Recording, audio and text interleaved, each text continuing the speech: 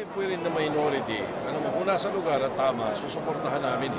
Kung may mga hinihiling ang Pangulo na gano'n, at alam naman namin pakikinabangan ng taong bayan, hindi namin uuposin yun o hindi namin lalabanan. Sa matter of fact, maaari kami tumulong para magawa yun. Yun ang mahalaga. Basta sa amin, basta nasa lugar, makakatulong sa bansa, makakaasa kayo sa suportahan. Hindi ba parang obvious na yung pinag-sasawag today? Mahirap naman siguro kung bad news sa pakihinga natin. Maganda na yung good news na narinig natin sapagkat karamihan naman ng mga binanggit ay, if not all, generally, nandiyan dyan eh.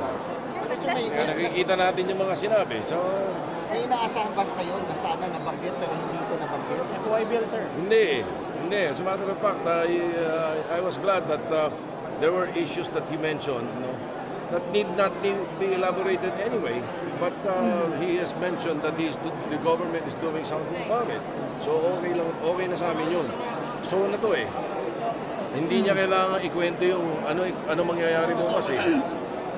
Yung state of the nation ngayon, as of now. Kaya yun ang... Sir, yung FOI, sir?